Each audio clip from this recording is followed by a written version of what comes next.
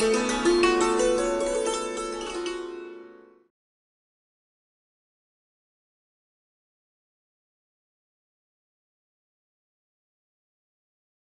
I'm Christian Levy with miracleofyoga.com.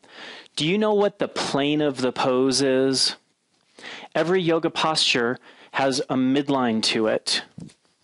In downward facing dog, you wouldn't believe how common it is to see people do this. Tell me what's wrong with this pose.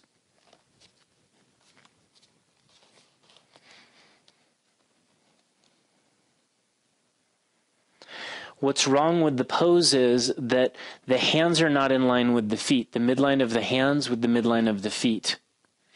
I don't know if you can see well, but the point is, in downward facing dog, if your body's crooked like this, all of us have our postural imbalances, then that's how you're going to do dog pose unless you establish the plane of the pose, unless you understand what the median, the midline of the pose is.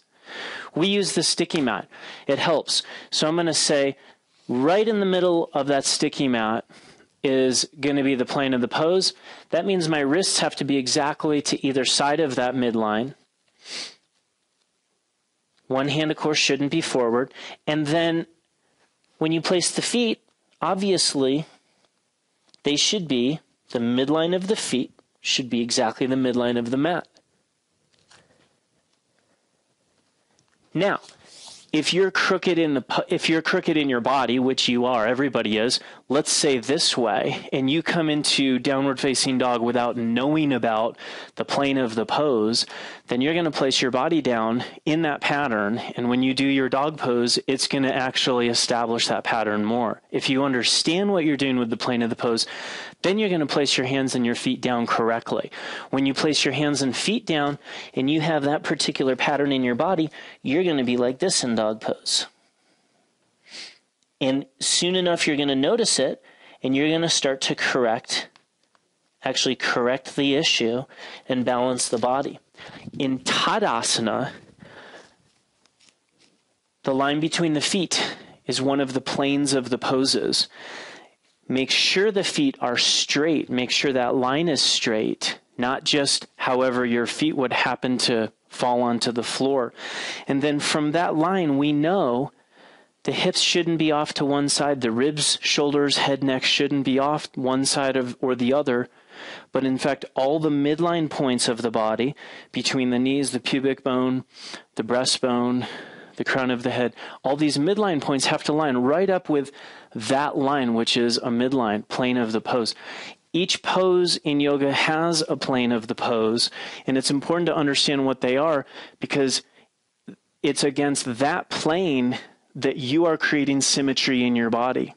In standing poses, just taking the feet apart, very, very common. People are facing forward, and they don't even know that they have one foot forward, so the whole body is turned. And then they're doing the yoga poses from their pattern. Here, I'm going to use the middle of the sticky mat, or I'll use the back of the sticky mat. That doesn't matter. What matters is that you understand, you draw it in your mind. Here, it's inner ankle bones to inner ankle bones, big toes to big toes. The inner ankle bone is the plane of the pose because that's where the knees should line up, the hips should line up, not here. The side ribs, the shoulders, the crown of the head, even the arms. So when you know the plane of the pose, you have that reference point of where your body should be in space to actually get the correct alignment. Every pose has it. And if you watch the videos, I don't necessarily name this is the plane of the pose, but in all of the alignment instructions that I give you, those alignment cues of how you place your body on the floor is what establishes the plane of the pose. Standing poses, it's the feet. Whatever's touching the floor, it's the feet. And if you have the correct alignment, then you've established a plane of the pose. I'm Christian Levy. Thanks for joining me with miracleofyoga.com.